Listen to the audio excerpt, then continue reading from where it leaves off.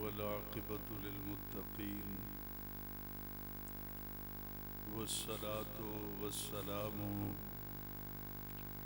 على سيد الأنبياء والمرسلين رحمة للعالمين راحة العاشقين مراد المشتاقين سيد الأنبياء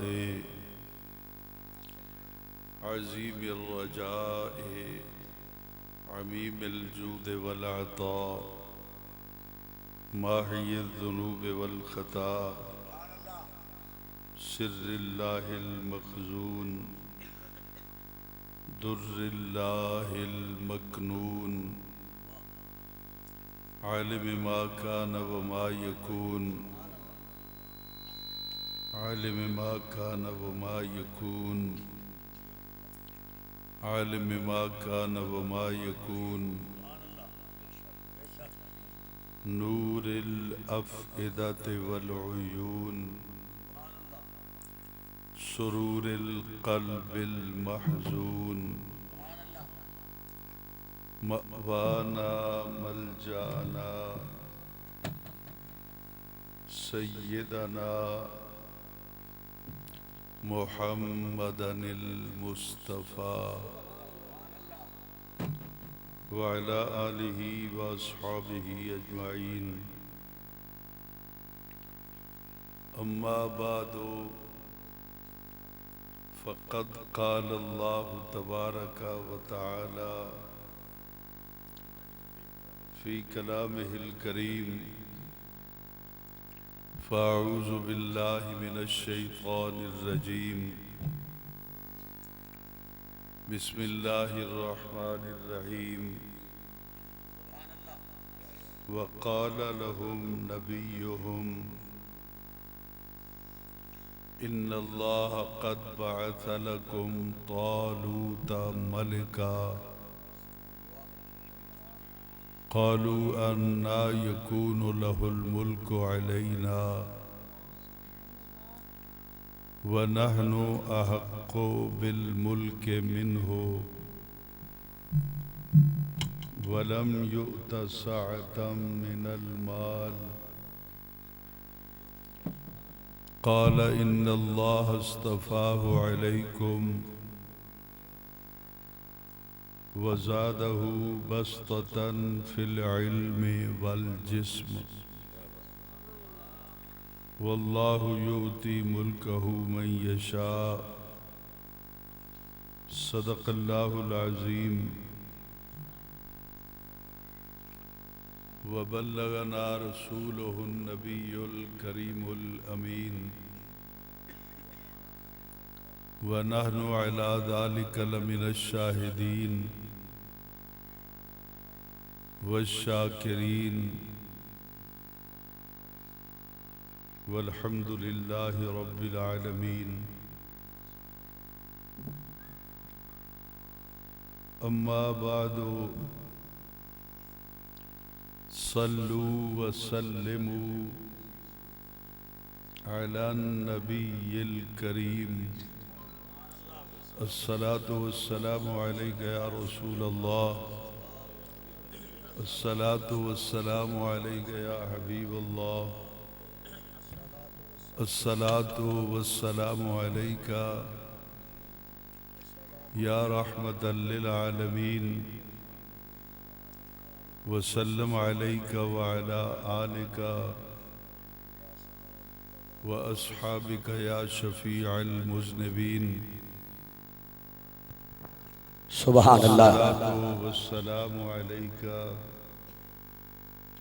يا جد الحسن والحسين وسلم عليك وعلى آلك وأصحابك يا نبي الحرمين ويا إمام القبلتين ويا وسيلتنا في الدارين أدركني أدركني أدركني يا رسول الله صلی اللہ تعالی علیہ وسلم بفضل اللہ تعالی.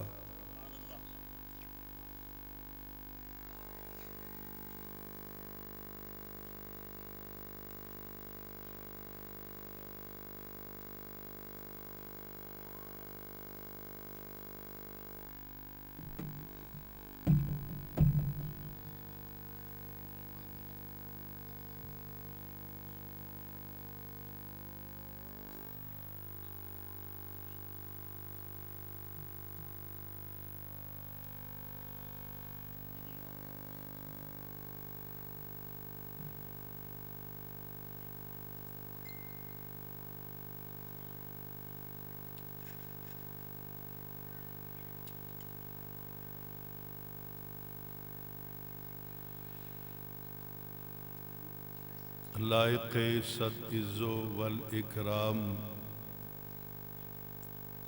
مقتدر و محترم و محتشم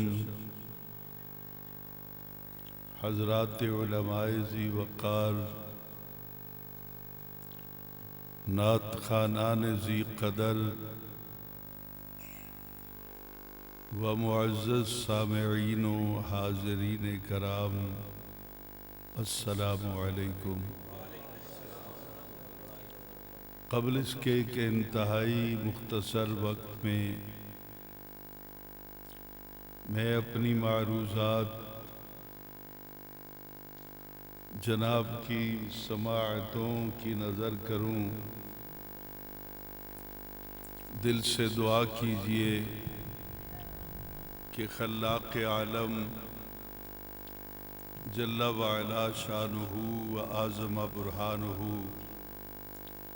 اپنے پیارے حبیب صلی اللہ علیہ وسلم کے طفیل آج کی اس پروقار بزم ذکر سرکار رسالت مآب صلی اللہ علیہ وسلم میں مجھے حق و صداقت پر مبنی قرآن و سنت کی روشنی میں گفتگو کرنے کی توفیق عطا فرمائے، اور ما بعد اس کے دعا کیجئے کہ اللہ تعالی مجھے بیان کرنے کے بعد آپ کو سننے کے بعد فریقین کو اس پر عمل کرنے کی توفیق عطا فرمائے.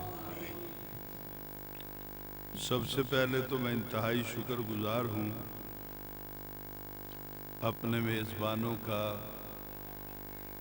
کہ جنہوں نے مجھ جیسے نالائق اور ناکارہ خلائق انسان کو آج کی اس خوبصورت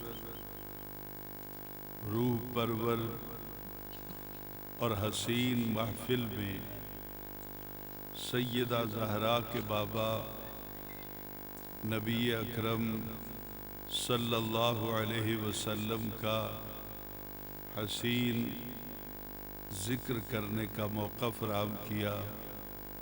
یہ میرے لیے اتنا بڑا اعزاز ہے جتنی میری اوقات نہیں ہے. میزبانوں کی خدمت میں صرف اتنی عرض کرنا ضروری سمجھتا ہوں، ہو سکتا ہے کہ ان کی طبع نازک پہ ناگوار گزرے. آپ نے اتنا اچھا اہتمام کیا، قرب و جوار سے معزز مہمانان گرامی سامعین تشریف لے کے آئے. کاش کہ آپ ساؤنڈ بھی اچھا لے آتے تاکہ محفل میں گفتگو آسانی سے ہو سکتی اور سب احباب تک جو میں کہنا چاہتا ہوں وہ پیغام آسانی سے پہنچ سکتا. اور دوسرا ایک شکوہ ہے مجھے کہ اسٹیج ہمارا ہے جماعت اہل سنت کا، یا رسول اللہ کہنے والوں کا، کم از کم نعت خوانوں کو پابند کریں کہ وہ اسٹیج پر وہی کلام پڑھیں جو جماعت اہل سنت کا مستند کلام ہے۔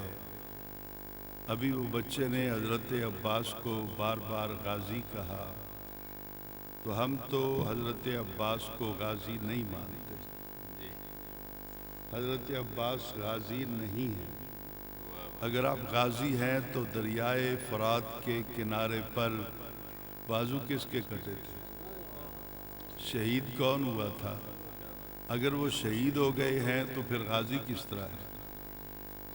یہ غازی کا لیبل جو ہے یہ شیعہ حضرات کا، ان کے ذاکروں کا لگایا ہوا ہے، ان کے علماء کا بھی نہیں ہے۔ اور اس پہ باقاعدہ میرے ساتھ مناظرہ ہو چکا سرگودا کے اندر، اور میرے سوالوں کا جواب شیعہ مناظر نے 2 سال کے بعد ایک چٹ لکھ کر بھیجی کہ جی ہم غازی اس لیے کہتے ہیں کہ مولا کائنات سیدنا علی المرتضیٰ، جو ہم سب کے حاجت روا بھی ہیں، مشکل کشا بھی ہیں، وہ جب اپنی زندگی میں مختلف جنگوں میں گئے تو وہ حضرت عباس کو ساتھ لے جاتے تھے۔ اس لیے حضرت عباس کو اب غازی کہتے ہیں کہ ان جنگوں سے آپ کامیاب ہو کر واپس لوٹے تھے۔ تو پھر میں نے اس پہ سوال کیا، آج 8 سال ہو گئے ان کی زبان بند ہے۔ میں نے کہا حضرت عباس چھوٹے ہیں، حسنین کریمین بڑے ہیں، چھوٹے کو حضرت علی ساتھ لے جاتے تھے اور حسن اور حسین جو تھے ان کو گھر چھوڑ جاتے تھے۔ اگر وہ بھی ساتھ تھے تو پھر غازی حسین کیوں نہیں کہا جاتا؟ پھر امام حسن کو غازی کیوں نہیں کہا جاتا؟ تو پھر تو سب کو غازی کہنا چاہیے۔ فقط ایک حضرت عباس کو غازی کہتے ہیں اور باقیوں کو نہیں کہتے۔ تو حضرت عباس کو غازی کہنا یہ ہمارا جماعت اہل سنت کا عقیدہ نہیں ہے۔ بس یہ جو بھی نعت خوان آتا ہے، دیکھیے یہ میلاد النبی کا جلسہ ہے، تو میلاد النبی کے جلسے میں جب سرکار کی نعت پڑھ لی گئی تو اب پھر غازی کا قصیدہ پڑھا گیا، اور آپ لوگ بھی ماشاءاللہ اللہ کے سارے نیک لوگ ہیں، آپ نے بھی سبحان اللہ کہا اور اس کی حوصلہ افزائی کی، کرنی چاہیے حوصلہ افزائی۔ اللہ تعالیٰ ان نوجوانوں کو مزید نبی علیہ السلام، صحابہ کرام اور اہل بیت اطہار اور اولیاء کرام کی مدحت کرنے کی توفیق عطا فرمائے۔ لیکن کلام وہ پڑھا جائے جو باقاعدہ جماعت اہل سنت کی طرف سے مستند ہو۔ یہ اسٹیج والوں کو بھی چاہیے کہ اجازت نہ دیں، اور عوام الناس کو بھی چاہیے۔ باقی ہم لوگ جھگڑتے تو ہے نہیں، ہم تو پر امن لوگ ہیں، ہم تو دلائل سے بات کرتے ہیں۔ کسی کا جی چاہتا ہے تو مان لیتا ہے، نہیں جی چاہتا تو اس کی مرضی کی بات ہے۔ اب آگے چلتے ہیں۔ آج سے 2 سال پہلے چونکہ میرا ایک ورلڈ اسلامک ریسرچ سینٹر ادارہ ہے، اس میں نے 2 سال پہلے ایک فتویٰ دیا تھا میلاد النبی کے جلوس کے بارے میں۔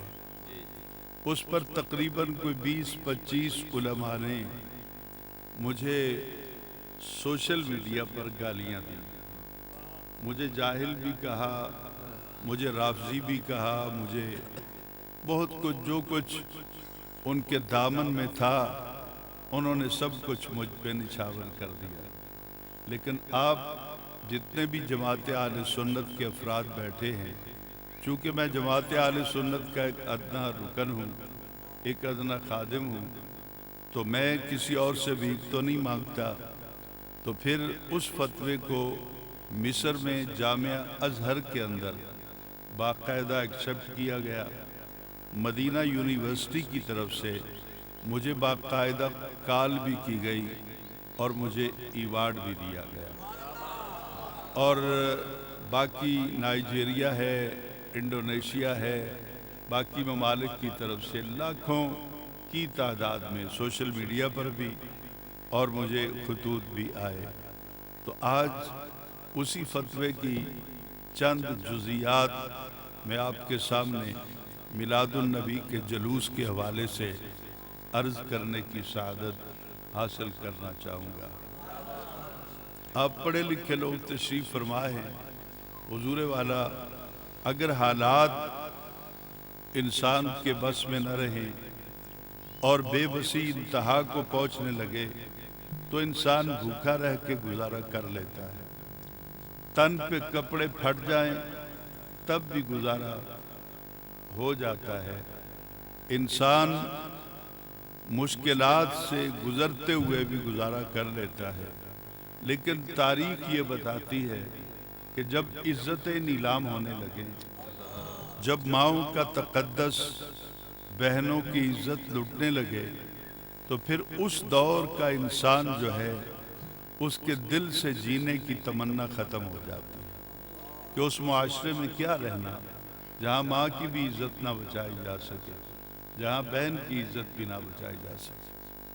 حضور مختصراً عرض کروں کہ صدیوں پہلے کی بات ہے، ہزاروں سال پہلے کی، جب اس دھرتی پر ایک قوم کا تعارف کرایا گیا، ایک قوم انٹروڈیوس ہوئی، اس قوم کا نام تھا بنی اسرائیل۔ بنی اسرائیل کے ساتھ اللہ نے پیار بہت کیا، ان کے راستے میں دریا آیا تو ان کو تیرنے کا نہیں کہا، ان کو کشتیاں بنانے کا حکم نہیں دیا گیا، بلکہ پانی کو روک کر ایک بہترین راستہ بنا کر ان کو منزل تک پہنچا دیا گیا۔ اسی طرح ان کو بھوک نے ستایا تو من و سلوہ کی دولت عطا کر دی گئی، جب دھوپ سے ان کے بدن جھلسنے لگے تو پھر وَظَلَّلْنَا عَلَيْكُمُ الْغَمَامَ، اللہ تعالیٰ نے بادلوں کا سایہ کر دیا، اور جب پیاس سے یہ مرنے لگے، پیاس سے ان کے حلق خشک ہونے لگے، تو خلاق عالم نے ایک پتھر سے 12 چشمے جاری کر دیے۔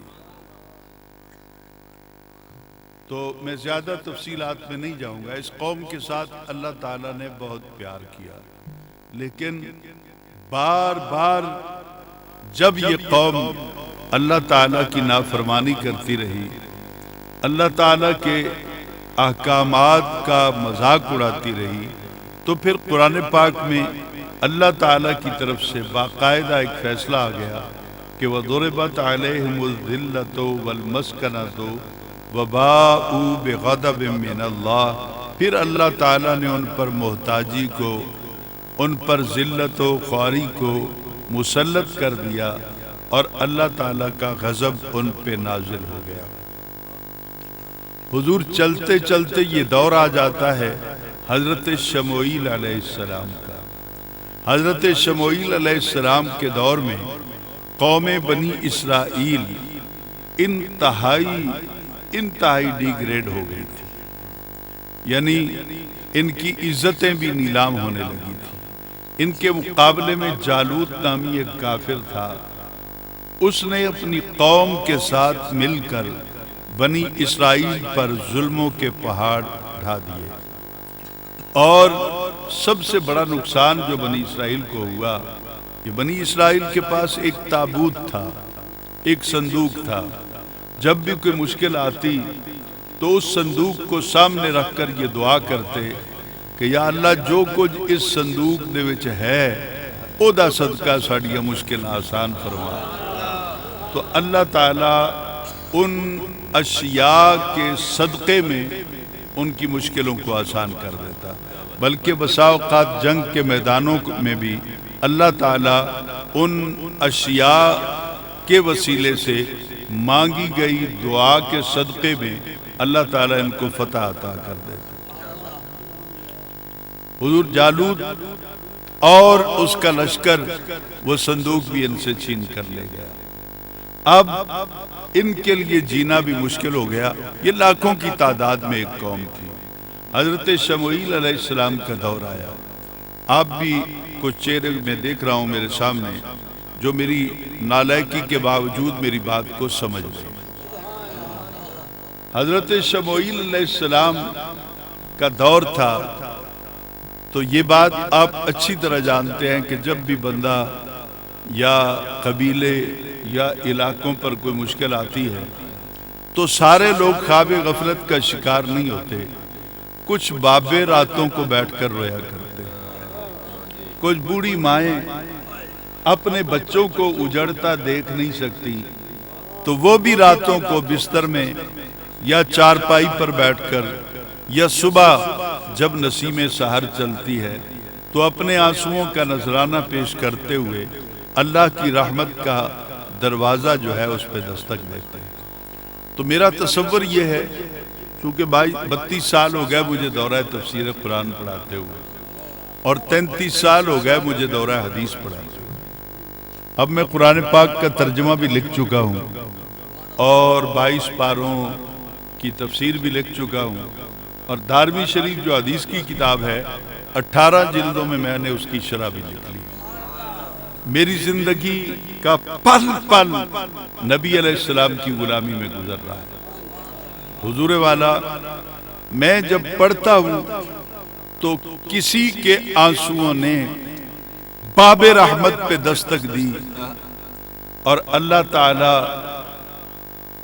کا غصہ ٹھنڈا ہوا تو حضرت شموئیل علیہ السلام کو اللہ تعالی نے کہا، اب جو کچھ اللہ نے کہا پھر نبی علیہ السلام نے قوم سے کہا، اب میں متن پڑھوں گا اور لفظاً لفظاً ترجمہ کرتے ہوئے اپنی منزل کی طرف چلوں گا۔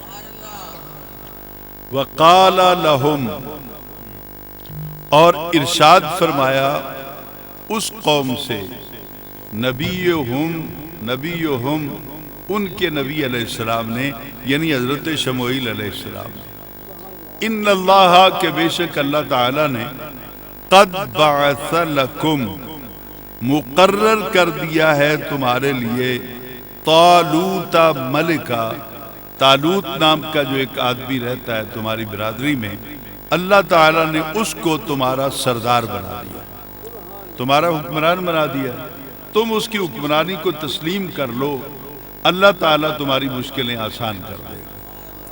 حضور والا آپ بھی جانتے ہیں میں بہت نالائق سا آدمی ہوں، جو میں اب عرض کرنے چلا ہوں آپ اس بات کو اچھی طرح جانتے ہیں کہ ہر دور کے اندر جو امراء کا طبقہ ہوتا ہے، جو بڑے اے لیول کے لوگ ہوتے ہیں، اے بی سی ڈی، میں اس تاریخ میں جاؤں گا تو پھر مجھے ایک آدھا گھنٹہ اور لگ جائے گا کہ میں اس کی تفصیلات عرض کروں۔ ایک کلاس کے لوگ جو ہوتے ہیں وہ چھوٹے طبقے کے لوگوں کو پسند نہیں کرتے، اور اتفاق یہ تھا کہ حضرت طالوت بالکل غریب گھرانے سے تعلق رکھتے تھے، ان کے دسترخوان پر کبھی رات کو کھانا ہوتا تو کھا لیتے، نہیں تو پانی کے چند گھونٹ پی کر وہ سو جاتے۔ جب ان کی حکمرانی کا اعلان کیا نبی علیہ السلام نے تو قوم کے بڑے جو تھے وہ تو بگڑ گئے، قالو سب نے کہا انا، یہ عربی میں تعجب کے لیے بولا جاتا ہے، جیسے ہم کہتے ہیں نا کیسے، کیوں کر، کس طرح، کیویں، یہ کام کیسے ہو سکتا ہے، کام کیویں تھی سکتی، تو یہ عربی میں لفظ انا، تو ان سارے امیر زادوں نے بیک زبان جو تھا اس پر اعتراض کر دیا، آبجیکشن کر دیا، انا یکون لہ الملک علینا، اے غریب دا بال ہن ساڈا بادشاہ بن سی، اس کا باپ آج تک ہمارے ڈیرے پر جھاڑو دیتا رہا، اس کا دادا بھی، یہ تو پشتوں سے ہمارے نوکر چلے آ رہے ہیں، اب اس کو ہم اپنا سردار بنا لیں، اس کے دروازے پہ ہاتھ باندھ کے کھڑے ہوں۔ تو غریب کو عزت ملتی ہوئی دیکھ کر سرداروں کو بات پسند آئی اور انہوں نے اس پر اعتراض کر دیا، اور ساتھ ہی کہا کہ وَنَحْنُ اور ہم احق بالملک، حق تا ساڑھا زیادہ بنتا ہے۔ یہ غریبوں کا کیا ہے؟ وہ غریب کا بچہ، اس کی اوقات کیا ہے؟ کاش ساؤنڈ صحیح ہوتا تو میں اس پہ اور بھی ذرا کھل کے بات کرتا۔ اب حضور غور سے میری بات کو سنیے، جو بات میں کہہ رہا ہوں۔ وہ غریب کی عزت پسند نہ آئی، انہوں نے کہا جی حق تا ساڑھا بن رہا۔ وَلَمْ يُؤْتَ سَعَةً مِّنَ الْمَالِ، جس کو سردار بنایا جا رہا ہے وہ دے کل تو کھان واسطے کچھ نہیں۔ وَلَمْ يُؤْتَ، اور نہیں دیا گیا، سَعَةً مِّنَ الْمَالِ، اس کے پاس تو مال و دولت کی فراوانی ہے نہیں، خود کھان نو کچھ نہیں، سردار بن گیا تے باہروں لوگ ہی آسن ملن واسطے، تو کھلائے گا کیا؟ اپنے رہنے کے لیے اس کے پاس 5 مرلے کا بھی گھر نہیں، وہ لوگوں کا بٹھائے گا کہاں؟ ہم اس کی حکمرانی تسلیم نہیں کرتے۔ تو اللہ کے نبی نے فوراً جواب دیا، قال، نبی علیہ السلام نے فرمایا، ان اللہ اصطفاہ علیکم، اعتراض کرنے سے پہلے اپنی اوقات دیکھو، ادا انتخاب نہ میں کیتا ہے نہ تساں کیتا ہے۔ انہوں سردار اس نے بنایا جڑا کائنات ارضی و سماوی دے ذرے ذرے دا مالک بھی ہے، خالق بھی ہے، تے بلا شرکت غیر و ہر کس دا رازق بھی ہے۔ اس نے بنایا، وہ جس کو چاہے بنا دے۔ آج کے دور میں، اس وقت یہ واقعہ نہیں ہوا تھا، آج کے دور میں تو سمجھنا آسان ہے، جڑا ابابیلاں کو لو ہاتھی مروا دیندا ہے، وہ کسی غریب نو سربراہ بنا دے تو دے واسطے کیڑا مشکل ہے۔ لیکن قوم نہ مانی، تو اللہ کے نبی نے فرمایا، ان اللہ اصطفاؤ، بے شک اللہ تعالی نے اسے چنا ہے۔ ہو کا مرجع ضمیر طالوت ہے۔ اور تم سنو اعتراض کرنے والوں کہ 2 چیزیں پوری قوم کے افراد کو اکٹھا کر لو لاکھوں کی تعداد میں، 2 چیزاں طالوت سب تو زیادہ وعدن وزادہ بسطتاً فی العلم والجسم۔ طالوت دا مقابلہ کیوں کر سو؟ اللہ نے جو دا انتخاب کیتا ہے، نہ علم چودہ کوئی ثانی ہے، نہ جسمانی طاقت چودہ کوئی ثانی ہے۔ یعنی فزیکلی فٹنس کے حوالے سے جالوت نو کوئی متھا دے سکتا ہے نا کافر نو، تو طالوت ہے، لہذا اس کی حکمرانی قبول کر لو۔ لیکن وہ پھر بھی تذبذب کا، یعنی شکوک و شبہات کا شکار تھے۔ تو دوسری آیت شروع ہوتی ہے، وَقَالَ لَهُمْ نَبِيُّهُمْ، اور ارشاد فرمایا ان سے ان کے نبی علیہ السلام نے کہ اللہ تعالیٰ ارشاد فرماندہ ہے کہ اِنَّ آیَةَ مُلْكِهِ، تسی اونج نہیں من دے تے او دی سرداری دی تو انہوں میں نشانی دکھاواں۔ یعنی اس کی سرداری پر میں تمہیں کوئی دلیل دوں پھر مان جاؤ گے؟ اِنَّ آیَةَ مُلْكِهِ، بے شک نشانی اس کی سرداری کی، اس کی بادشاہی کی۔ اللہ کہتا ہے میں دکھا دیتا ہوں۔ تو عرض کی یا اللہ کیا دکھائے گا؟ فرمایا ان یاتیکم التابوت، او صندوق جڑا دشمن کھو کے لے گئے تے برباد ہو گئے ہو تسی، عزتاں نہ رہیاں تواڈے کول، نہ تواڈیاں عزتاں بچیاں، اے دی سرداری تسا منو، صندوق جانے تے میں خدا جانا۔ واہ واہ واہ واہ واہ۔ کتنے لوگ تسا مروائے، جنگاں کیتیاں، تو انہوں صندوق واپس نہ ملیا، کیونکہ جالوت بھی ڈاڈا ہے تو دی قوم بھی ڈاڈی۔ وہ تفسیروں میں تو آتا ہے کہ جالوت جو ہے وہ اتنا طاقتور اور جسیم تھا، صحت مند تھا کہ او دی تلوار 20 آدمی رل کے بنی اسرائیل دے چک دے ہم تے تائی نہ چکی جاندی۔ اللہ نے فرمایا کہ وہ صندوق میں لے آؤں گا، انہوں منو، اس کی سرداری کو مان لو، سرے تسلیم خم کر لو میرے حکم کے سامنے، اور میں وہ صندوق واپس لے دوں گا. وہ صندوق ہے کہ اللہ تعالیٰ بھی ایک نشانی کے طور پر بیان کر رہا ہے. اب میں نہیں کہتا قرآن پاک میرے سامنے پڑا ہے. آپ جتنے بھی نوجوان پڑھے لکھے احباب تشریف فرما ہیں، بزرگ میرے باپ کی عمر کے بیٹھے ہوئے، قرآن پاک پڑھیے. اللہ کہتا ہے ان یاتیکم التابوت فیہ او دے وچ سکینتم من ربکم. سکینہ دا معنی ہے خوشی، اطمینان، طمانینت قلب، راحت جان. اللہ نے کیا او صندوق میں خود واپس کروا دے ساں. تکلیف کرن دی لوڑ کوئی نہیں. جس صندوق دے وچ تہاڈیاں خوشیاں پیاں. اب سیانے لوگ بھی بیٹھے ہیں، پنچایتوں میں بھی آپ فیصلے کرتے رہتے ہیں، پڑھے لکھے نوجوان بھی بیٹھے ہیں جنہوں اسی خوشی آدھے ہیں. کیا وہ کوئی ایہو جی چیز ہے جڑی صندوقاں چھپا کے رکھی جاتی؟ خوشی تو آپ کا احساس ہے صحیح، آپ کی فیلنگز ہے. خوشی کوئی پروڈکٹ تو نہیں ہے جو رکھی جاتی. اگر آج سمجھتے ہیں کہ سونا چاندی خوشی ہے یا روپے کرنسی خوشی ہے تو یہ کیسی خوشی ہے؟ کبھی کبھی عذاب جہاں بن جاتی. تو اللہ نے کہا.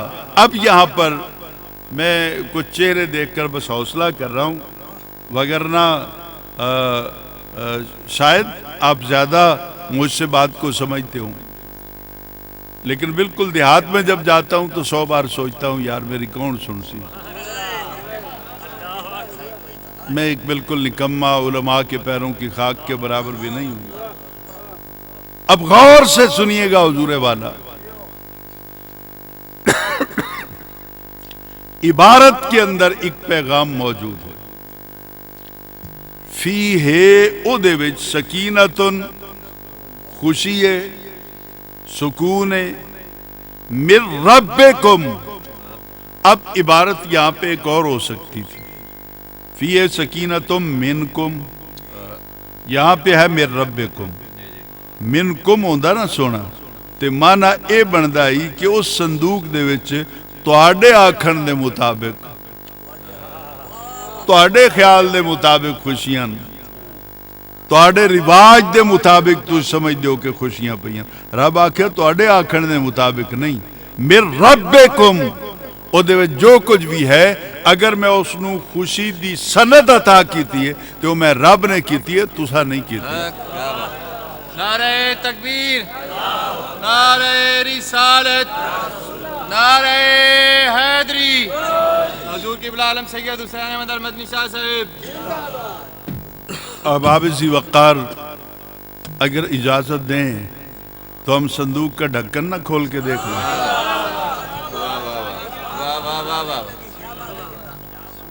جو میں نے نہیں دیکھا صندوق، ریسرچ ہے میری کہ وہ صندوق آج کہاں پہ ہے. شمشاد کی لکڑی کا تھا، وہ کتنے مربع فٹ کا تھا، اس کا سائز کیا تھا، اس کے اندر ایک ہی خانہ تھا. یہ ساری تحقیق ہے میرے پاس. آج بھی وہ کہاں پہ کس میوزیم کے اندر موجود ہے وہ بھی میں بتا سکتا ہوں. لیکن دیکھا نہیں، نہ میں نے، نہ میرے اساتذہ نے، نہ ان کے اساتذہ نے، نہ ان کے اساتذہ نے. جب ہم امام خازن کو پڑھتے، تفسیر خازن کو، یہ آپ لوگوں کی دعائیں ہیں کہ چونکہ میں نے روزانہ کلاس روم میں 8 گھنٹے لیکچر دینا ہوتا ہے تو میں رات کو اوکے میں کہنا نبھدی نہیں جب میں رات پڑھانا تھا تو مجھے پھر وہ مطالعہ تو کرنا ہوتا ہے نا جی. وہ جو سٹوڈنٹ سامنے بیٹھے ہوتے ہیں وہ سبحان اللہ والے تو نہیں ہوتے نا. میں ان کو نالج دوں گا تو پھر ہی آگے بات چلے گی نا. تو حضور راتوں کو پڑھتا رہا. امام خازن کو جب میں نے پڑھنا شروع کیا، گو کہ امام خازن حنفی نہیں ہیں، مسلکن امام شافعی کے مقلد ہیں، لیکن میں حیران ہوا کہ امام خازن جس کا قلم جب تحریر کے لیے چلتا ہے تو لفظ لفظ نہیں، حرف حرف عشق مصطفیٰ کی تفسیر بن جاتا ہے۔ پھر میں نے خازن کو اتنی بار پڑھا، اب میں آپ کے سامنے یہ دعویٰ تو میری کوئی حیثیت نہیں، میں خازن کا حافظ ہو گیا، میں نے اس کو پڑھا۔ امام خازن نے بھی اس پر بہت کچھ لکھا، علامہ ابن کثیر نے بھی لکھا، علامہ ابن جریر نے بھی لکھا۔ اب حضور جو بات میں نے کرنی ہے توجہ کیجیے۔ صحابہ کرام نے سرکار سے پوچھا اور جو کچھ سرکار نے فرمایا اب میں ڈھکن کھول کے سنا دیتا ہوں۔ ڈھکن کھلا، رب کہتا ہے کہ اس میں خوشی ہے، سکون و اطمینان ہے۔ جب ڈھکن کھلا تو بدن کانپ گیا، جنوں رب خوشی آکھدا ہے وہ ہے امامہ رسول دا۔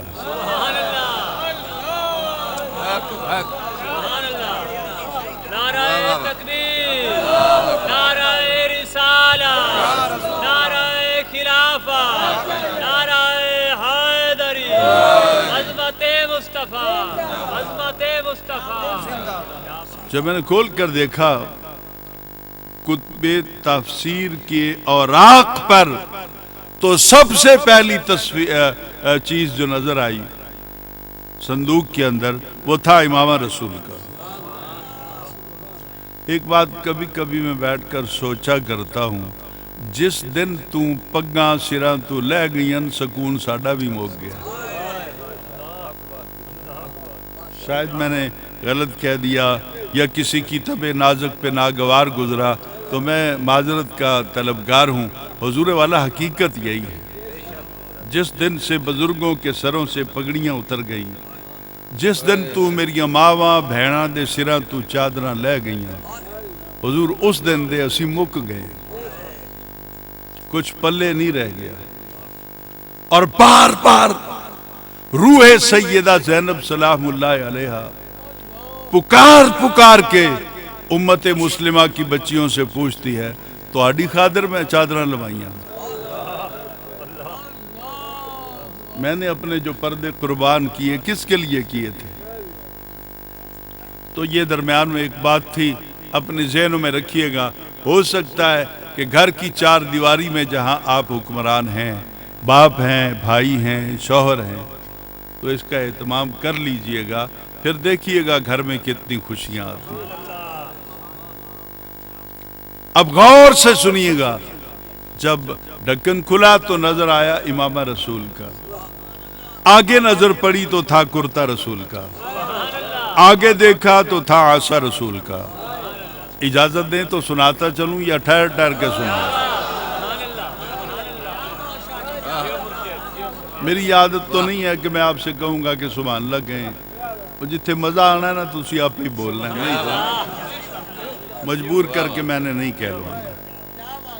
اب غور کیجئے گا حضور والا جو میں کہتا ہوں کہ وہ پہلا تھا امامہ رسول کا، آگے چلے تو کرتا رسول کا، آگے دیکھا تو عصا رسول کا، چوتھی چیز پر نظر پڑی تو واللہ با خدا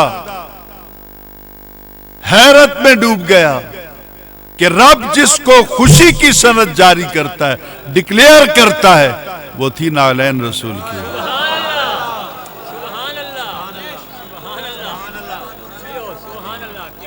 وہ کیا تھی؟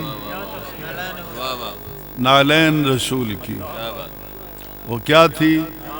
آپ کے ذوق کے لیے عرض کر دوں، میری اوقات تو کوئی نہیں ہے، لیکن چونکہ میں بھی منگتا تو سیدہ زہرا کے بابا کے در کا ہوں، تو میرے دل میں ایک بات آتی ہے جو میں آج آپ سے شیئر کرتا ہوں۔ جدی نعلین دا مقام ہے، او دے حسین دا کیڑا مقام ہے؟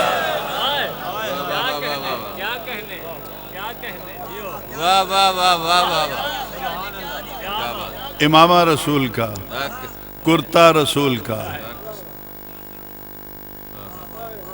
کرتا رسول کا، عصا رسول کا، نعلین رسول کی۔ پنجویں شے دا نا بھاویں میرے اپنے مولوی کیوں نہ ہون، موت پیسی ہونا کدی نہ نہیں لینا، نہیں جی توہین ہو جائے گی۔ گستاخی ہو جائے گی. پھر رب نو پسند ہے تو کون ہونا ہے توہین کہنا. کیا بات واہ واہ جب پانچویں چیز پر نظر پڑی, صندوق تھا نا صحیح, سیف الماری تو نہیں تھی نا کہ کپڑے ادھر لٹکا لو, فلاں چیز ادھر رکھ لو, فلاں چیز ادھر رکھ لو, پیسے وہ تو کھلا ایک صندوق تھا, ایک ہی خانہ تھا. تو امامہ بھی وہی تھا, کرتا بھی وہی تھا, عصا بھی وہی تھا, نالین رسول بھی وہی تھی. اور اسی صندوق میں دل پہ ہاتھ رکھیے گا, اسی صندوق میں جہاں نالین رسول پڑی تھی وہیں اللہ کی کتاب تورات بھی پڑی ہوئی. یہ ہے مقام ان کا جو رسول کے بدن سے لگے ہیں. تو جنہاں نو رسول آکھے کہ ہے ہی میرے بدن دا حصہ ہے.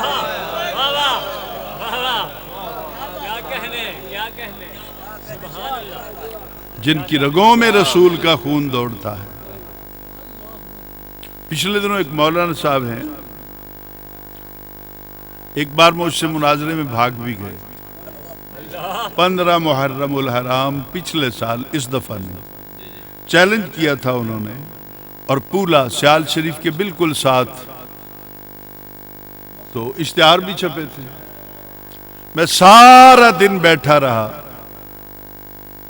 لیکن وہ آج تک نہیں آئے. اس سال انہوں نے ایک نیا شگوفہ چھوڑ دیا. انہوں نے کہا جی نبی پاک نے یہ کہا تھا کہ میرے بعد اس راستے پہ چلنا جس راستے پر میرے صحابہ ہیں. ہمیں کوئی انکار نہیں ہے, بالکل درست ہے. ہر صحابی آسمان رشد و ہدایت کا چمکتا ہوا ستارہ, یہ ہم مانتے ہیں. لیکن آگے جا کے جب مولانا نے اپنا کلام ارشاد فرمایا تو وہ یہ تھا کہ حضور دے آکھن دا مقصد اے ہے کہ آپ نو پتہ ہی کہ میرے صحابہ نے گمراہ نہیں ہونا, میری آل گمراہ ہو جا سی, اس واسطے صحابہ دے طریقے تے چلنا ہے, میری آل دے طریقے تے نہیں چلنا. میں مولانا صاحب کی خدمت میں ادب کے ساتھ عرض کرتا ہوں کہ مولانا مجھے صرف اتنا بتا دیں, کیا یہ حدیث صحیح ہے کہ نبی پاک نے آخری وقت میں آخری جو فیصلہ آپ نے آرڈیننس جاری کیا وہ کیا تھا؟ آپ نے کہا تھا کہ میں تم میں 2 بھاری چیزیں چھوڑ کے جا رہا ہوں, ایک اللہ کی کتاب تو دوسرا زہرا دی اولاد.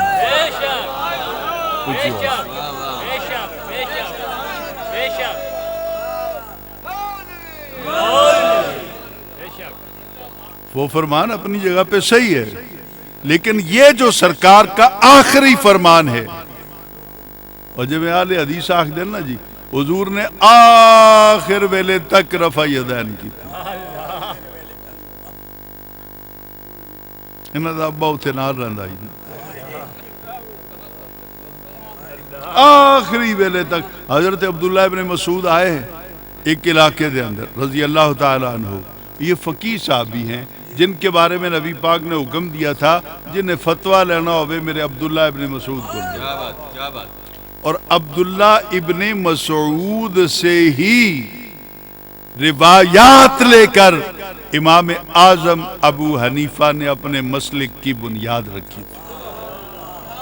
عبداللہ ابن مسعود رضی اللہ تعالی عنہما نہیں کہیں گے کیونکہ ان کا باپ مسعود مسلمان نہیں تھا. لوگاں پوچھا جی کہ حضور دی نماز تو پڑھ کے دکھاؤ. یہ امام ترمذی بیان کرتے ہیں. امام ترمذی علماء دے وچوں او مقام ہے انہاں دا کہ انہاں دے سامنے کوئی راوی لنگ جائے تے او دے کپڑے نہ لاون, انہوں امام ترمذی ننگا نہ کرن, اے نہیں ہو سکتا. امام ترمذی سند بھی بیان کر دیں اور لاس دوتے لکھ دے بھی ہیں ھذا حدیث ضعیف, ھذا حدیث متروک, ھذا حدیث, یعنی سب اپنی اسسمنٹ بھی لکھتے ہیں ترمذی شریف کے. عبداللہ ابن مسعود رضی اللہ تعالی عنہ سے لوگوں نے پوچھا حضور دی نماز تو پڑھ کے دکھاؤ. آپ نے فرمایا تو حضور دی نماز پڑھ کے دکھاواں. لوگاں آکھا جی پڑھ کے دکھاؤ. انہوں نے کھڑے ہو کے افراد دی موجودگی دے اندر بے شمار لوگوں کی موجودگی میں نبی پاک کی نماز پڑھ کے دکھائی. ہاتھ اس طرح اتھے تک، اتھے نہیں، ہاتھ اتھے تک، پھر بننے ناف دے تھلے، اور پھر آپ نے پوری نماز پڑھی، کسی مقام پر تکبیر تحریمہ کے علاوہ آپ نے رفع یدین نہیں کی۔ تو آج کا یہ سبجیکٹ نہیں ہے نا، تو میں اس پہ بات کروں تو میں ہزاروں دلائل پیش کر سکوں۔ وہ جی آمین اچھی آکھنا چاہیے، جڑا آمین نہیں آکھدا دی نماز نہیں ہوندی۔ ہن مقتدی پچھو رلیا ہے، جدو امام سورہ فاتحہ پڑھ لی،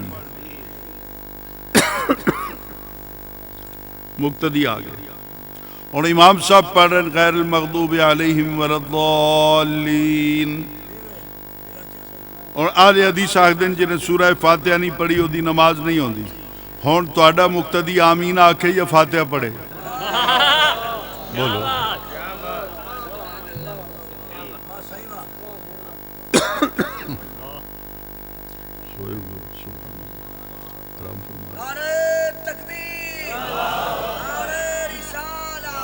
سارے تمہاری طرف دیکھتے ہیں۔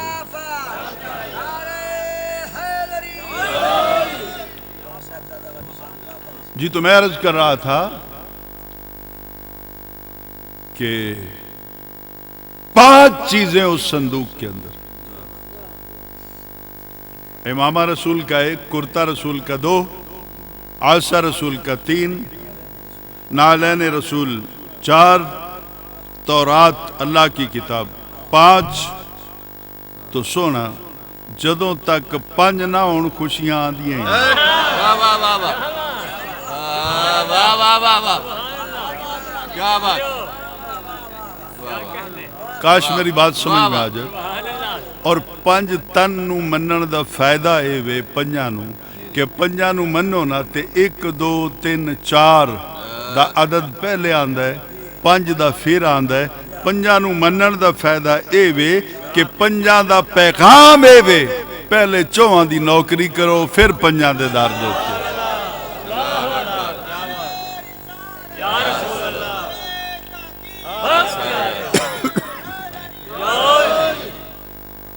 اب حضور اللہ تعالیٰ نے کہا کہ وہ صندوق تمہارے پاس آئے گا۔ یا اللہ کیسے آئے گا؟ تحملہ الملائکہ، حملہ یحملو، تو تحملو، تحملو ہو دا مرجع ضمیر تابوت ہے، تحملہ الملائکہ۔ اگر بات سمجھ میں آ جائے جو پڑھے لکھے بیٹھے، تحملہ الملک نہیں، یہاں سے میں نے وہ جزئی ثابت کرنی ہے جلوس کی۔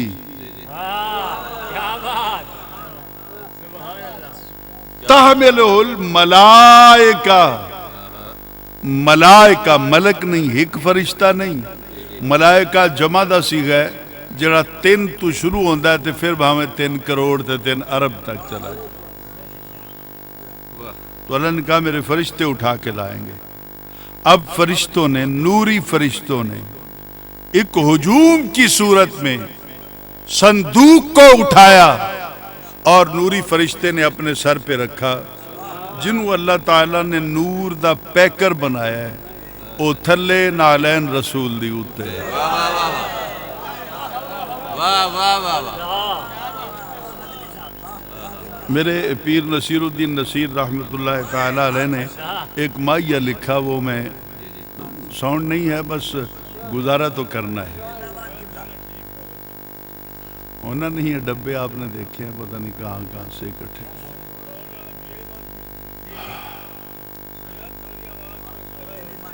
دربار الگ تیرا،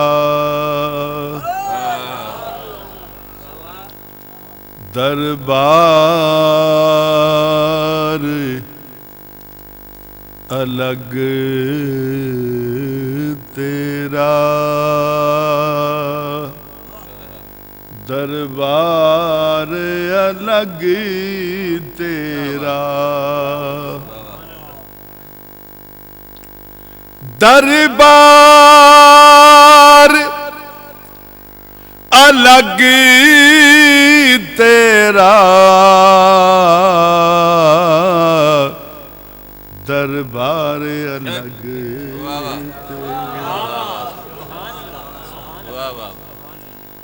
دربار الگ تیرا جبریل تیرا نوکر محتاج ہے جگ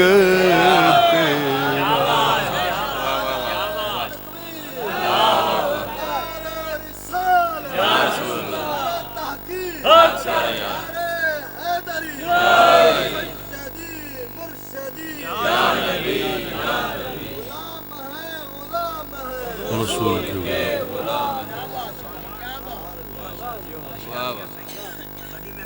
جی جبرائیل آ کے سکھاندا رہا تے پھر سونے نو پتہ لگا کہ نماز کیویں پڑھنی ہے، وضو کیویں کرنا ہے۔ تے معراج دی رات وہی پیر چومدا کھلوتا ہے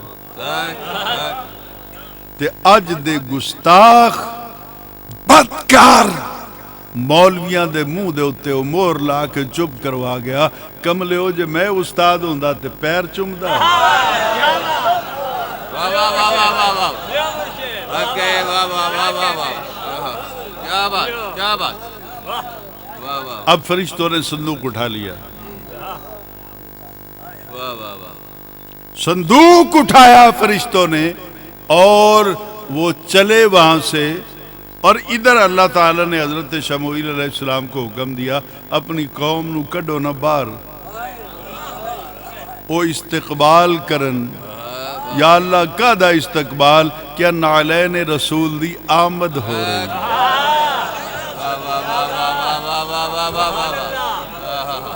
کیا بات کیا بات نعلین رسول کی آمد ہو رہی ہے، پورے قوم بنی اسرائیل استقبال کے لیے کھڑی ہے بشمول نبی۔ حضرت داؤد علیہ السلام بھی 11 سال دی عمر ہے، او بھی تے حضرت شموئیل علیہ السلام بھی او بھی کھلوتے ہیں۔ نعلین رسول کی آمد ہو رہی ہے، فرشتوں کا ہجوم ہے، نوری فرشتوں کا جلوس ہے، اور سر پہ صندوق ہے، اس میں نعلین رسول ہے۔ اب ادھر سے نعلین رسول چلی اور ادھر نعلین رسول کی آمد ہو رہی ہے اور نوری فرشتوں کا جلوس آ رہا ہے۔ میں پوچھتا ہوں دنیا بھر کے اپنے مخالف علماء سے جواب دو، نعلین رسول دی آمد دے ہوتے نوریاں دا جلوس جائز ہے تے رسول دی آمد ہوئے تے نوکراں دا جلوس کیوں نہیں جائز؟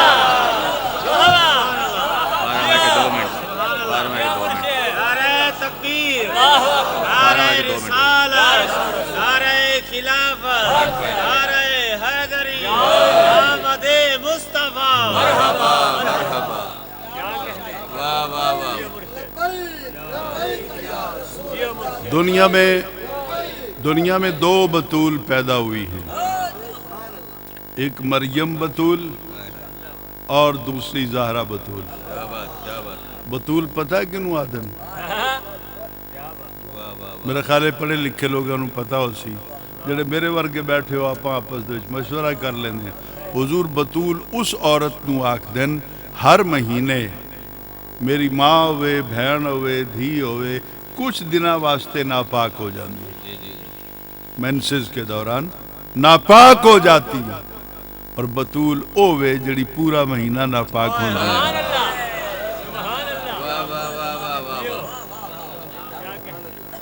اٹھاؤ نا،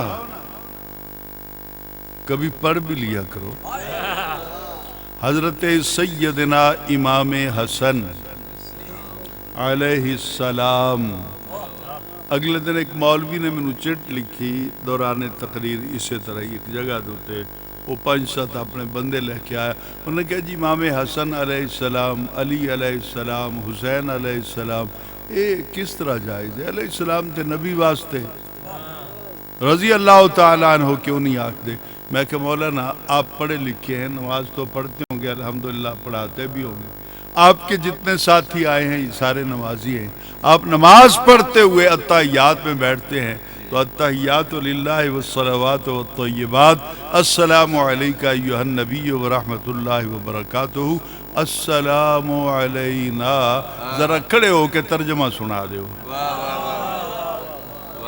انہاں آکھیا جی ترجمہ دا اے ہے کہ ہر نمازی کو حکم ہے کہ وہ السلام علینا آکھے کہ یا اللہ سے جتنے بھی بیٹھے ہیں نا ساڑھے اتے سلام ہو رہا، موچی بیٹھن تے انہاں تے بھی سلام، پولی بیٹھن تے انہاں تے بھی سلام، خان بیٹھا ہے تے او دے تے بھی سلام، اتحیات دے وچ مولوی دے اتے بھی سلام، سید تے بھی سلام، غیر سید تے بھی سلام۔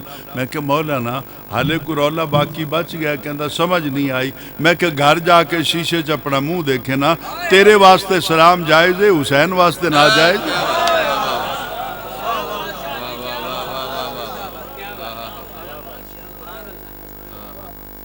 اور پھر پڑھ بخاری اور کتاب المناقب اٹھا، حضرت علی دا نا آوے تے بخاری بھی علیہ السلام لکھ دا ہے، میں کیا کراؤں تھے۔ امام حسن علیہ السلام کی ولادت کا ٹائم آ گیا، انہاں دے جمن دا ویلا آ گیا۔ حضرت سیدہ زہرا پاک سلام اللہ علیہا با پردہ جگہ دے ہوتے نا، آپ دی خادمہ آپ دے کھولے، حضرت امام حسن دی ادھر ولادت ہو گئی، آپ دنیا دوتے آ گئے، ادھر ممبر دوتے چڑھ کے حضرت بلال دیتی آزان، آپ نے اپنی خادمہ نو حکم فرمایا پتر تا جم پہ ذرا مسلح ڈا، میں نماز ہی پڑھ لوں۔ تیری ماں، تیری بہن، تیری دھی، میری دھی 40 دن پاک نہیں ہوندی تے زہرا بطول اوے کہ بیٹے دی ولادت تو بعد بھی پاکے، اسے وقت آپ نے نماز ظہر ادا فرمائی۔ یہ قرآن پاک پڑھا ہے، اگر کسی کو تکلیف ہو ایک کال کریں گے، میں سارے حوالے لے کے آؤں گا، اگر میں جھوٹا ثابت ہو گیا تو اسی جگہ پہ کھڑا کر کے کاٹ دیجئے گا میری گردن، اور اگر میں سچ کہتا ہوں جڑے پاکن انہاں نو پاک منتصر۔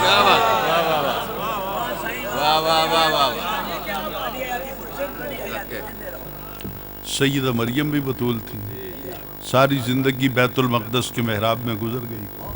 جب بچے کی پیدائش کا وقت آیا، اب بیت المقدس سے باہر نکلی اور جگہ لب دیاں پئین کہ کوئی کمرہ لب جائے، کوئی جا جڑی با پردہ جا ہوئے، تو آسے پاسے ویرانی ہے، کوئی کوٹھا کوئی کمرہ نہیں، صرف بیت المقدس ہے۔ تو آپ نے دیکھا کہ ایک بوڑھا درخت تھا کھجور کا، وہ دیاں ٹانیاں سکیاں پئین، مدتاں ہو گئیں، کدی پھل لگا نہیں۔ تو میں اصل میں تو خطیب تو ہوں نا، میں اردو کا، یا پھر باہر کبھی جانا ہوتا ہے تو عرب ممالک میں پھر عربی میں خطاب کرتا ہوں، یا پھر کسی کو لو پوچھ پاچھ کے لینا سیدھیاں کروا کے ادھے پونے گھنٹے دا انگلش ہی تقریر، تو یا پھر میں اکثر اردو بولتا ہوں۔ لیکن اب میں نے کوئی سال 1.5 سال سے ٹرائی کرنی شروع کی ہے، تھوڑا تھوڑا پنجابی سرائکی مکس کر کے، کبھی کوئی لفظوں میں ڈرتا رہوں، لفظوں میں کوئی اوپر نیچے نہ ہو جائے، رسوائی نہ ہو جائے۔ تو اب ذرا غور سے سنیے گا، کتنے سال بیت گئے۔ تو اگر میں اردو میں کہوں تو وہ شجر جد اتے خزاں اپنے ڈیرے لائی پئی، وہ شجر خزاں رسیدہ، کوئی ٹانی ہری نہیں، کدی پھل لگا ہی نہیں، تے کیڑیاں کھا کھا کے نہ او دے مڈ نو تو تھلے تک وہ سیوی وہ اپنا وہ گڑا بن گیا تھا۔ آپ اس میں اتر گئیں تو آلے دوارے دیکھا بھی ہوں بھی پردے والی جگہ ہے، ٹھیک، لیکن جدوں ہی بیٹھیاں نہ تو آپ نو گھبراہٹ محسوس ہوئی، پتر جمنا ہے، دھی ہوئے، بہن ہوئے، بیوی ہوئے، اوکھا ویلا ہوندا ہے نا عورت دے اوتے جس وقت بچہ جمدا ہے، موت اور زندگی کی کشمکش ہوتی، اس وقت آپ کو گھبراہٹ بھی ہوئی، اور آپ نے سوچا کہ کوئی شے کھان نو لب جائے نہ، پر نہ کوئی اپنی، نہ پرائی، نہ ہمسائی، کوئی کول کوئی نہیں۔ تو اللہ تعالیٰ کی طرف سے آواز آئی وَحُزِّي إِلَيْكِ بِجِذْعِ النَّخْلَةِ، مریم کدا انتظار ہے، چکنا اپنا ہاتھ تے ذرا دے موڑ دینا اللہ۔ یہ میں ابھی دکھانے کو تیار ہوں، یہ قرآن پاک میں ہے،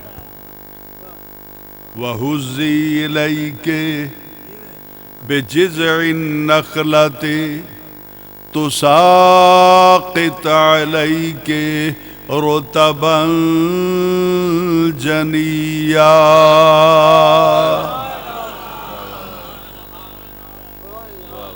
وہزی رہ کے مڑ تے ہاتھ رکھنا جتے تیرا ہاتھ پہنچتا ہے تینوں اپنے ول ہلا. واہ واہ واہ واہ. یہ کم پلوانا کو بھی نہیں ہوتا. درخت نو سویرے کتے دیکھ لیا جناب کو کھجور کھلوتی ہوئے او دے مڈ بیٹھ کے نا تے انہوں ذرا تھلوں پکڑ کے ہلایا جے ایویں اپنے وال. ہمیشہ زور لگتا ہے آؤٹ سائڈ پر. بندہ اپنے پیروں کو جما کر زمین پہ آؤٹ سائڈ پہ دھکا دیتا ہے, لیکن رب کہتا ہے وَأُوذِي إِلَيْكَ انہوں دھکا نہیں دینا. جے تو دھکا دے چھوڑیا تے پھر کدے جگہ ملنی ہے. والا حضرت نے اس پہ لکھا جو تیرے در سے یار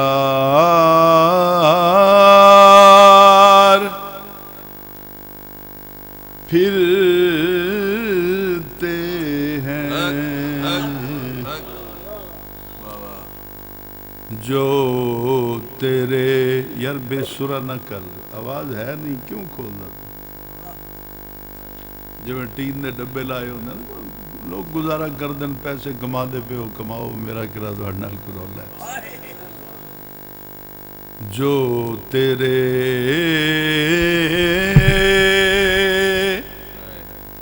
در سے یار پھرتے ہیں. ترجمہ سنا ماں سونا جڑا تیرے در نو چھڑ کے پھر جاندن مڑ جاندن. جو تیرے در سے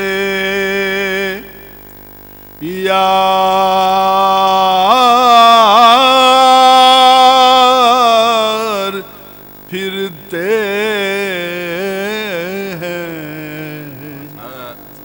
در بدر یوں ہی خار پھرتے ہیں. اے سیدہ مریم اپنے ول ہلا, دھکا نہ دے. اب لوگ کہتے ہیں ہاتھوں میں ہاتھ جا کے دیتے ہو کی لبدا جی.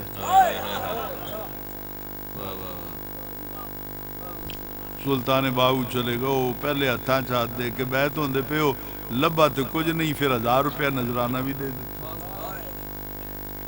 پھر مستقل طور پہ جب بھی جائیں گے مرشد کی بارگاہ میں کچھ نہ کچھ تو پیش کریں گے. ہمیں ہے یا کہ نہیں تو کی لبا ہتھاں چاہت دے. پیر سیال دی نوکری کر کے کی لبا, پیر مہر علی شاہ صاحب دے نوکر بن کے کی لبا, پیر بارو امن کی لبدا جی, پیر سواگ دے در تے جا کے کی لبا, پیر آفتوسا شریف پیر پٹھان دے ہاتھاں چاہت دے کے کی لبدا ہے. میں کہ کچھ نہیں لبدا, لیکن قرآن دسدا ہے رب چاہندا تے انہوں اوویں ہرا کر دیندا. جی جی جی جی واہ واہ واہ واہ, بے شک بے شک. وہ قادر مطلق ہے نا, لیکن اللہ نے یہ سبب بنایا کہ تو ہاتھ لگا, یہ خزاں رسیدہ ہے بہار آشنا کر دوں گا. خزاں رسیدہ ہے بہار آشنا. آپ نے بس ہاتھ لگایا, کیا اعلانہ تھا اس کو, ہاتھ لگایا. قرآن آخدا ہے میں نہیں آخدا. لے جاؤ میری کیسٹ لے جاؤ مولویوں کے پاس, سناؤ جا کے آڈیو ویڈیو جو مرضی چاہتا ہے. اگر قرآن میں نہیں ہے تو کاٹ دو میری گردن. 5 دفعہ تو میں نے گولیاں مار چکے ہیں, میرے دونوں گردوں میں سٹینڈ ڈالے ہوئے ہیں, میں پیدل چل نہیں سکتا, میں گفتگو اس طرح نہیں کر سکتا.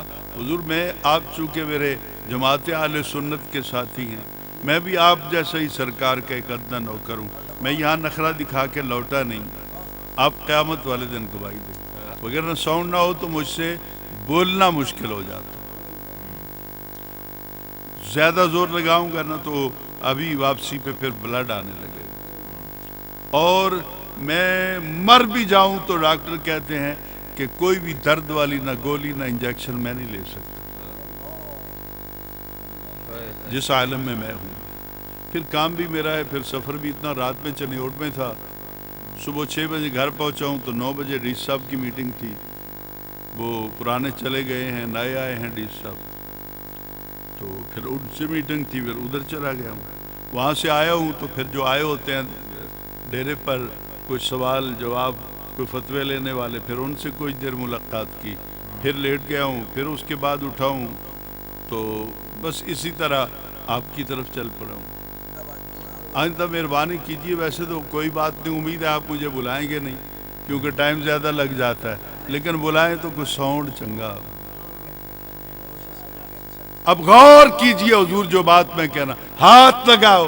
آپ نے ہاتھ لگایا. قرآن کہتا ہے تو ساقط علیہ کے گریں گی تجھ پر رطباً جنیا، تازہ پکی ہوئی کھجوریں. آپ نے ہاتھ لایا، او بولی گیا سی کہ بور بھی لگتا ہے، ٹہنیاں بھی ہریاں ہو گئیاں، بور بھی لگ گیا، پھل لگ بھی گیا، پھل پک بھی گیا. ایویں ہاتھ لا کے پیچھے جو ہٹایا تے کھجوراں پک کے آپ دی جھولی چ گیا. تو اس وقت آپ نے کتنی کھانی تھی؟ 1 2 3 4 کھجوریں آپ نے کھا لی. پھر پھل تو لگا رہا، پکتا رہا. جو بھی بیت المقدس کی زیارت کے لیے آتا آ کے دیکھتا یار موسم کوئی نہیں، پھل لگا ہوا ہے، اللہ کی قدرت ہے. اب میں نے یہ بھی پڑھا ہے کہ کوئی جا کے جھولی یہ نیچے اس طرح بچھاتا نا، وہ گچھے دے تھلے، تو جتنی اس کی ضرورت ہوتی اتنی کھجوریں پک کے نیچے گر جاتی. اور کوئی تھیلا بھر کے لے جاتا، کوئی اپنا وہ چھوٹا کیا گٹو کہتے ہیں، کیا کہتے ہیں، بورا بھر کے لے جاتا اپنے گھر. جدو گھر لے کے جاندے نے تے ماں پوچھ دی، دھی پوچھ دی، بہن پوچھ دی، موسم کوئی نہیں، یہ تازہ کھجوراں کدھروں آئیاں. تو یہ ہوئی سنا دے سنے ہے بیت المقدس دے وچ رسول دی آمد ہوئی ہے. اگر بات سمجھ میں آئی ہو، رسول دی آمد ہوئی ہے تے رب نے کھجوراں ونڈیاں. کیا بات. تو رسول کی آمد پر جلوس نکالنا بھی جائز قرآن پاک سے ثابت ہو گیا. اور رسول دی آمد دے اتے لنگر تقسیم کرنا خدا نے اپنی طاقت کے مطابق تقسیم کیا. میں اپنی حیثیت دے مطابق تقسیم کرنا، لیکن ثابت قرآن دے وچوں ہے، نہ بدعت ہے، نہ شرک ہے، نہ کفر ہے، نہ گمراہ. کیا بات.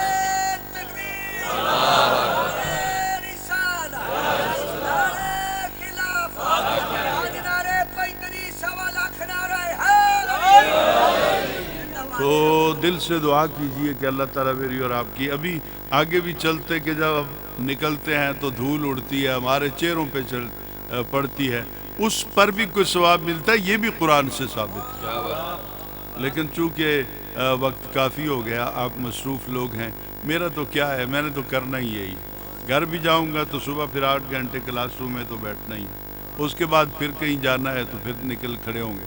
تو دل سے دعا کریں کہ اللہ تعالیٰ اس وقت میرے پاک وطن کے اندر جماعت اہل سنت کی آپس میں جو جنگ چھڑ گئی، اللہ تعالیٰ اس سے ہم سب کو محفوظ فرمائے، اور اللہ تعالیٰ ہم سب کو مل کر علی علی کرنے کی توفیق دے، اور یا نبی کے نعرے لگانے کی توفیق دے. ہمیں تو دشمن سے مقابلہ کرنا ہے، ہم آپس میں ہی الجھ گئے ہیں.